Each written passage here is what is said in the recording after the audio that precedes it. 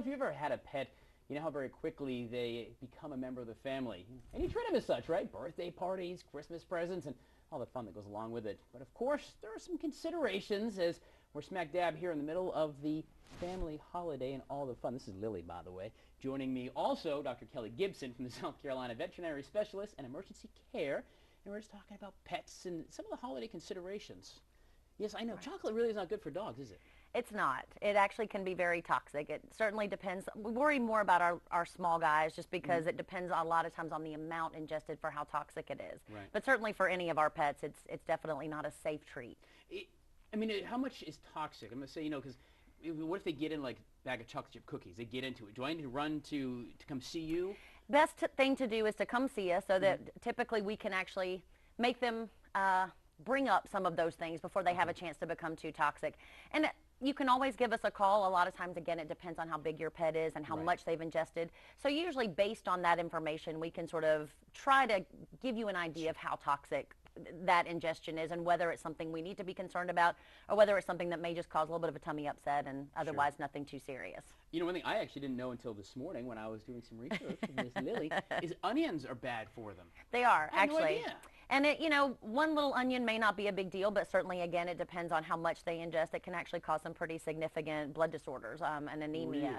And so we have to be really careful about things that we don't really think about. Well, right. The example you had was like stuffing. You don't think about, you know, give them a little plate of stuffing, get done, Right. and I give my dogs food all the time. Right. You know, they're my little family. Not so. good anyway. I know. Look at me scolded on live television right here. But you don't think about it. But yeah, I mean, the onion could be in the stuffing. You don't think about it. It's grandma's stuffing, and sure enough, you give it to them. Right. Absolutely. And I think especially during the holidays, even animals that don't tend to get things from the table all the time, I think it's much more common during the holidays there's so much going on, the family members visiting. Right. So particularly She dogs wants to go see mommy. particularly dogs that aren't quite that used to it, it can really upset their system. Sure. Potpourri, another one of those things. And I have not thought of any of these. Right. All these things that tend to be out during the holiday season, poinsettias are really bad. Again, you know, we have to just think about certain things, like I said, potpourri, ornaments, decorative items that aren't out year-round, especially if you have really young or sort of curious animals that like to get into things. Right. There's just something new. And it's fun. And right, absolutely. Now, what about dogs that are maybe, and cats too, I guess, that want to play with, like, you know, with streamers and there's ribbons still kicking around? Oh, there's still, you know, you got crumpled up wrapping paper still, I'm sure, at a lot of houses. I don't have it in my house, as a matter of fact. You have to be especially careful with those kinds of things. Strings, even toys that are attached to things that have a string on them, they can cause a pretty significant issue if they get sort of lodged in the intestinal tract. Right. Some of those guys we actually end up needing to take to surgery because they just sort of, they get stuck on one end, they continue to try to move, and they're just not able to pass them all the way through. So you do have to be careful about those things, particularly with cats. When you've got streamers, you've got tinsel, if people still have trees up, you know, through the new year, you just have to be really careful about those things because they can cause a very substantial gastrointestinal obstruction. How can you, as a pet owner, because sometimes, you know, because my dog's a dumpster. I mean, she eats whatever.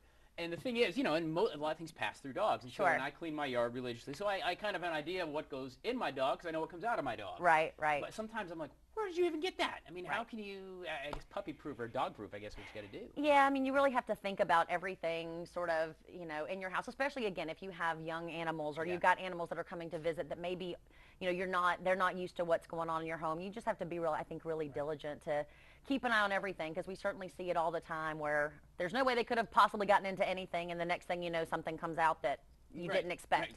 They pick things up so quickly and they're gone before you know it. Yeah, like my Chihuahua takes something and she's history. I can't even catch the little rat. I can't even catch her, gone.